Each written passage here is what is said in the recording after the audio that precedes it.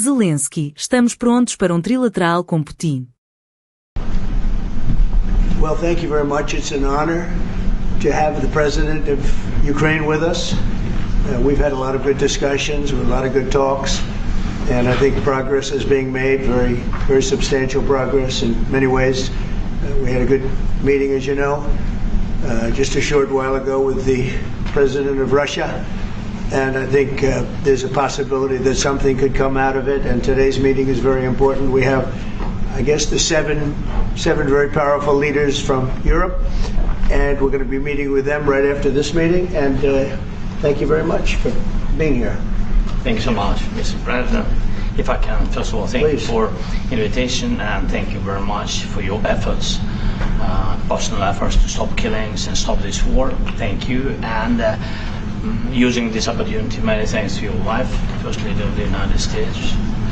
She sent a letter to Putin about our children, abducted children, and my wife, she, First Lady of Ukraine, she gave the letter.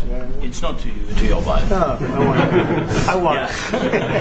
Yeah. So we are saying this sensitive topic, yes, please. And thanks to our partners, and that you supported this format, that after our meeting we can have leaders who are around us, UK and France, Germany, Italy, Finland, EU, NATO, I mean all partners around Ukraine supporting us. Thanks them, and thank you very much for invitation. Thank you very much for being here. President Trump. Yes, Peter, go ahead. Thank you, President Trump. So, President Zelensky, you say in a post on X today, Russia must end this war, which it itself started. President Trump, you say President Zelensky of Ukraine can end the war with Russia almost immediately if he wants to. Which is it? Yeah, I think that's true. I think we're going to have a meeting. I think if everything works out well today, we'll have a trilat. And I think there will be a reasonable chance of ending the war when we do that. And is this the end of the road for American support for Ukraine? Is today's meeting deal or no deal? I can never say that. It's never the end of the road. People are being killed, and we want to stop that. So I would not say it's the end of the road. No, I think we have a good chance of doing it. It's been almost 4 years now that a lot of people were killed last week. A lot of people last week. I mean, millions of people killed, but a lot of people last week for whatever reason. A big number, a lot of soldiers, on both sides. And I know the president, I know myself, and I believe Vladimir Putin wants to see it ended. And as you met with Putin on Friday, today you've got President Zelensky here. As you listen to Russia and Ukraine, which side has the better cards? Right? Well, I don't want to say that. I'm just here to be. Look, this isn't my war. This is Joe Biden's war. He's the one that had a lot to do with this happening, and we want to get it ended. And we want it to end good for everybody. We want it to end good. The people of Ukraine have suffered incredibly. President Zelensky, are you prepared to keep sending Ukrainian troops to their deaths for another couple years, or are you going to agree to redraw the maps? Thank you for your question. So, first of all, we live under each day attacks. You know that today have been a lot of attacks and a lot of wounded people, and the child was dead, small one year and a half.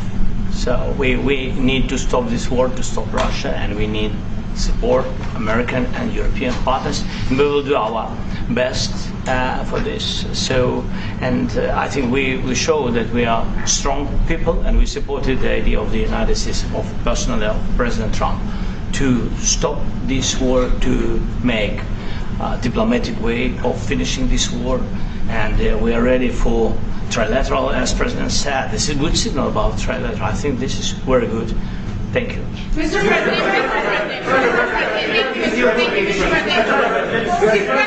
If the peace deal will be achieved, are you going to be willing to send American peacekeepers to Ukraine?